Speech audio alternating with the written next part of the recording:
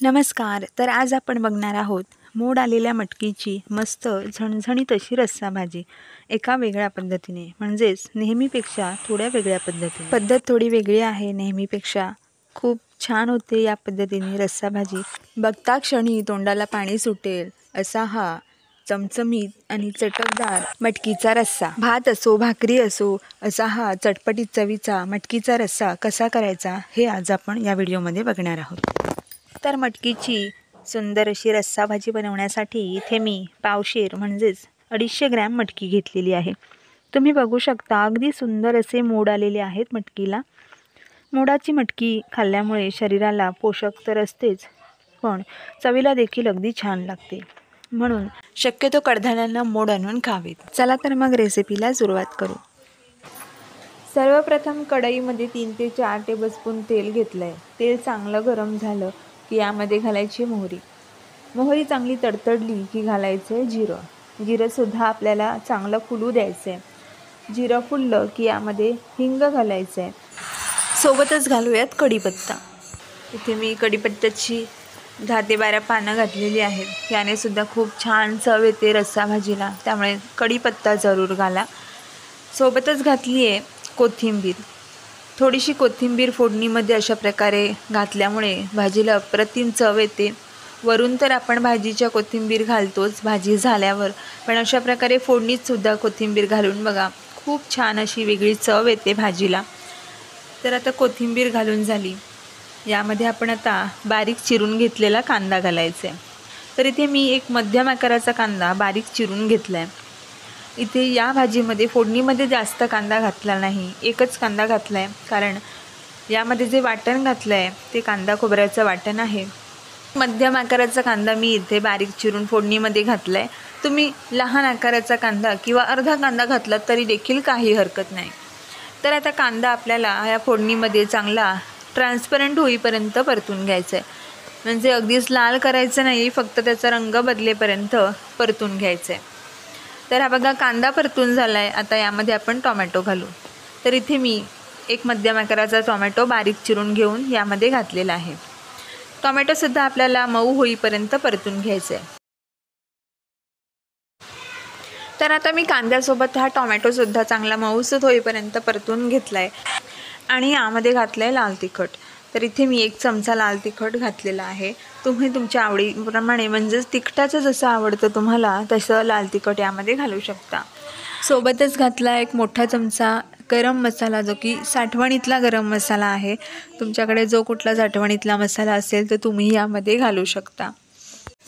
त्याच्यासोबतच अर्धा ते पाऊण चमचा कांदा लसूण मसाला यामध्ये घातला आहे. त्याने खूप छान चव येते मटकीच्या रस्सा भाजीला.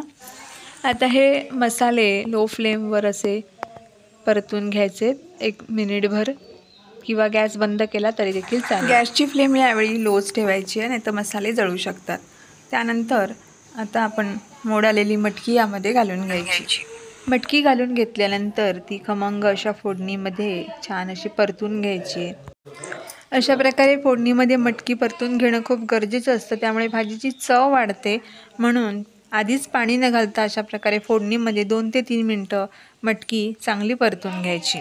यावेळी गॅसची फ्लेम लो ठेवायची.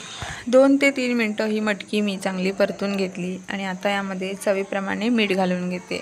मीठ घालून घेतल्यानंतरसुद्धा मटकी चांगली परतून घ्यायची. मिनिटभर मटकी परतून घेतल्यानंतर यामध्ये आता पाणी घालायचं आहे. इथे 1 मोठं ग्लास पाणी यामध्ये मी घातलं आहे. तर आता व्यवस्थित मिसळून घेऊ आणि यावर झाकण ठेवून आपण ही मटकी चांगली शिजवून घेऊ. मटकी शिजण्यासाठी आपण त्यामध्ये पाणी घातलं आहे. आता झाकणावर सुद्धा मी इथे पाणी घालणार आहे, कारण आपण मटकी शिजवत असताना पाणी आटलं जातं आणि त्यानंतर आपल्याला जर पाणी घालण्याची गरज पडली तर यावरचं आपण गरम पाणी त्यामध्ये घालू शकतो. त्यासाठी इथे मी असं पाणी झाकणावर ठेवलेलं आहे. तर मटकी शिजत असताना मी मध्ये चेक केलं होतं मटकी शिजली की नाही ते, पण मटकी काही शिजली नव्हती. तर त्यासाठी मी झाकणावरचं जे पाणी होतं ते त्यामध्ये घालून घेतलं, कारण आतलं पाणीसुद्धा आटलं जातं. तर आता पुन्हा झाकण ठेवून शिजू दिल्यानंतर आता इथे मटकी चांगली शिजली आहे. आपण चेक करायचं मटकी चांगली शिजली की नाही ते. इथे माझी मटकी अगदी चांगली शिजली होती. तुम्ही बघू शकता तर्री खूप छान आली आहे. आता यामध्ये मी वाटण घालून घेतलं, जे की कांदा खोबऱ्याचं होतं. आणि या कांदा खोबऱ्याच्या वाटणाची रेसिपीची लिंकसुद्धा मी तुम्हाला डिस्क्रिप्शन बॉक्समध्ये दिलेली आहे. तर तुम्हाला या पद्धतीचं वाटण बनवायचं असेल तर तुम्ही तिथे जाऊन बघू शकता. आता वाटण घालून घेतल्यानंतर सुद्धा सगळं वाटण, रस्सा, भाजी एकजीव करून घेतली. आणि या भाजीला आता आपण वाटणासहित शिजवून घ्यायचं आहे, म्हणजे वाटण आणि आधी शिजवून घेतलेली मटकीची भाजी एकजीव होतील. आता वाटण घालून घेतल्यानंतरसुद्धा मी यावर झाकण ठेवणार आहे. उघडी अशीच शिजवणार नाही आहे, कारण झाकण ठेवल्यानंतर आतमध्ये जी वाफ असते, फ्लेवरची वाफ असते, त्यामध्ये सगळे फ्लेवर वाटणाचे, मटकीच्या रस्सा, आधीच्या रस्सा भाजीचे सगळं एकजीव होऊन छान असे त्यामध्ये सगळे स्वाद मसाले मुरतील, म्हणून आपण यावेळी झाकण ठेवायचे. तर झाकण ठेवून ही 2 ते 3 मिनटं भाजी मी मंद गॅसवर आता चांगली एकजीव करून घेतली, वाफ काढून घेतली. आता झाकण काढूयात.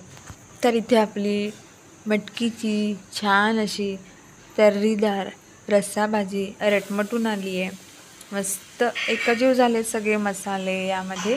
आणि तुम्ही बघू शकता तर्रीसुद्धा अगदी छान आली आहे. मस्त अशी झणझणीत चमचमीत मटकीची रस्सा भाजी इथे बनवून तयार आहे. सर्वात शेवटी बारीक चिरून घेतलेली कोथिंबीर वरून घालून घ्यायची. ही रस्सा भाजी तुम्ही गरमागरम अशी भाताबरोबर, भाकरीबरोबर, चपाती किंवा कशाही सोबत अप्रतिम लागते. नक्की करून बघा. आणि रेसिपी माझी कशी वाटली हे मला कमेंट करून नक्की सांगा. तर रेसिपी आवडल्यास लाईक जरूर करा.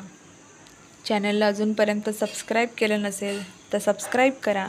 तसंच शेजारील बेल आयकॉन प्रेस करा, म्हणजेच माझ्या पुढच्या व्हिडिओचं नोटिफिकेशन तुमच्यापर्यंत लवकरात लवकर पोहोचेल.